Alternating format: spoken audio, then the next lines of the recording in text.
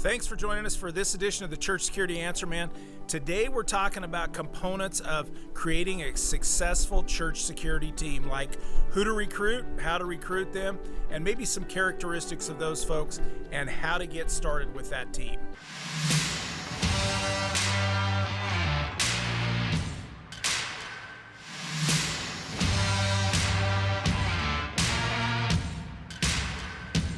So today we want to talk about some components of creating a successful church security team. Some things that we want to look at, we want to start looking at the individual people. Who are you recruiting? How are you recruiting them? Those kinds of things as we talk about them. Obviously we want people with strong people skills. If we're looking in our congregation of who has strong people skills, who has the ability to maybe have that common sense concept of what we need to be looking for, those kind of things in those individual people.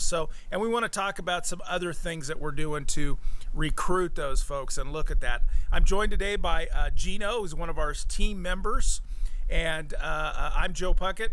And so I'm glad you're here today for us to talk about some of these basic things, especially if you're looking to re-energize your team, or maybe you've come to the point where you need to recruit some new folks. I'm going through that at my own church right now, where we've had a couple team members move away, and so it's time to recruit some new folks. And so a little refresher on that, or maybe you're just getting a team started and we want to look at how do we go out and pick those folks, and who do we pick. So some things I started talking about, who do we typically need on a church security team, or who do we need? And we need people with strong people skills, and I think they need to be emotionally and mentally stable. You need to look for those folks and kind of sort through them. We're not gonna, we're gonna talk about, we don't want to be making a bold announcement about this, a general announcement. We want to go seek out these individual people, people that are have good judgment, they're not impulsive in what they do, and people that you think are have the ability to see stuff happening and react to it without getting too emotionally carried away or too aggressive, for lack of a better term, in those situations. So, who do we want to recruit?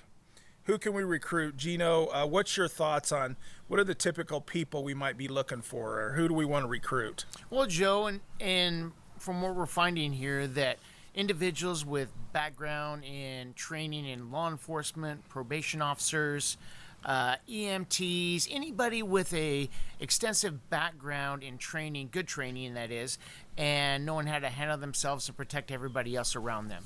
Yeah, so like even military folks, firefighters, I've got a list of folks here, corrections officers, probation officers. Security. Yeah, security, people with security background. Yeah, that's a good one as well. Yeah. So we're looking for people who, and these people in a lot of these professions have already, they've already been run through the strainer, if you will. They've had years of being trained in different areas of handling emergencies and handling responses. They've developed better emotions at dealing with these kind of things and more stability. So I think that, that's right on who we want to be looking at and who we want to be recruiting is go and pick those folks out. It doesn't even have to be somebody who has that background, somebody that you feel is very stable. It's really, I think, about choosing the best people that you have. I mean, don't you think? We're looking for the emotionally stable person.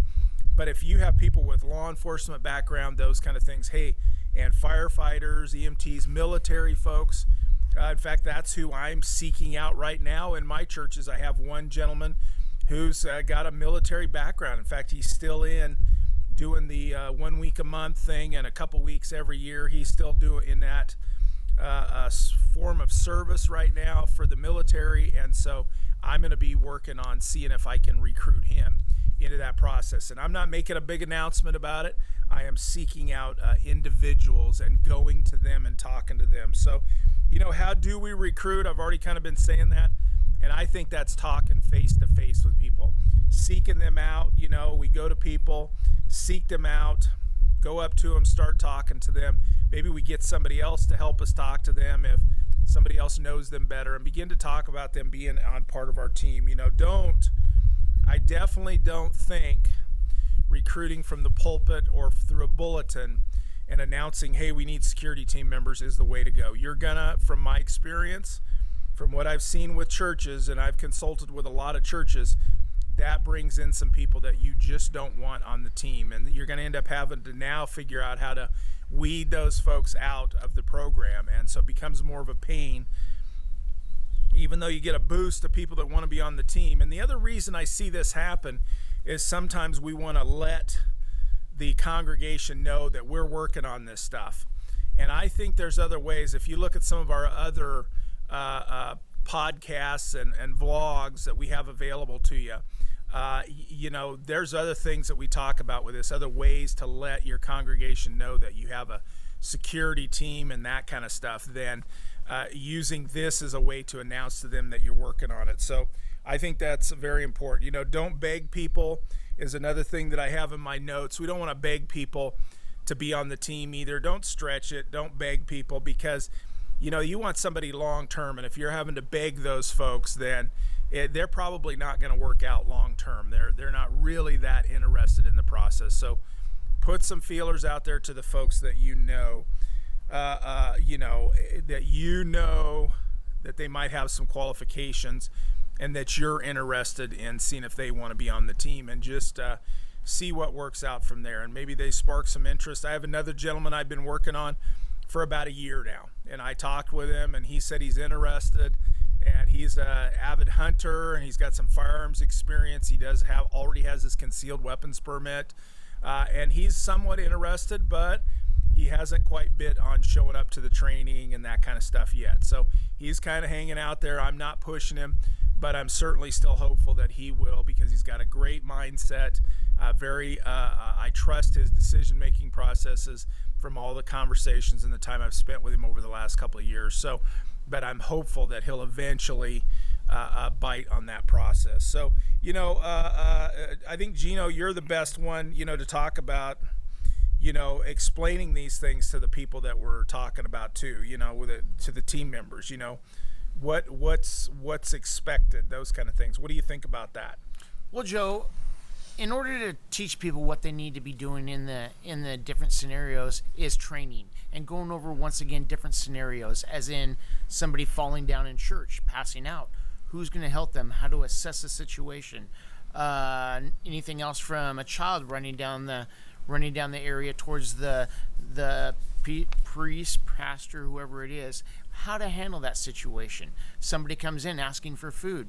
Who is going to go address that individual and bring that interference to the side, so to continue your mass or whatever is going on? Yeah. So, what are your expectations? Exactly what Gino's saying. What do we expect people to do in these different circumstances? One, giving them the idea of what to do. Maybe some folks have no idea, but I think the other side of it is letting them know what you want them to do, or what the pastor or priest or your team leader wants them to do, that kind of thing. So, and I think letting people know that stuff early on so that it can help them make that decision is very important. So telling them ahead of time, as you're beginning to recruit them, these are the kind of things that we expect. This is kind of what we do. And help them in that process to make that decision. And for some of them, it may get them a little bit more ignited and get them on fire to maybe be part of the security team as well. Especially, when we talk about the being honorable, that we're taking care of our families, right, and taking care of our kids and that kind of stuff in what's oftentimes looked at as a vulnerable situation in church. So anyway, that's some basic stuff that we're thinking about, just to give you some ideas in case you're looking to kind of add to your team or boost your team. And that's pretty much an ongoing process from my experience. You're always going to be looking to recruit for your team and try to energize your team in different ways. So, and I always suggest to you, it's not a sales pitch, but go to our website, churchsecurityanswerman.com. And we've got all kinds of resources over there for you, both free, paid, trainings, all kinds of stuff over there for you to look at. And you can go over there 24 hours a day, 7 days a week, anytime you have time to take a look at that stuff. And certainly seek out our blogs and our podcasts, and wherever you can leave a comment or you can subscribe. I would certainly encourage, and I would appreciate it if you would join our team and get our announcements, especially if you're watching us through our YouTube channel, those kind of things, or listening to us on iTunes or one of the other 10 platforms that we're on. So I'd love to have you join the team, subscribe, leave a message for us, leave a comment, and you can always email me at captainjoepuckett@gmail.com. Thanks for joining us today. I hope you have a safe and secure week.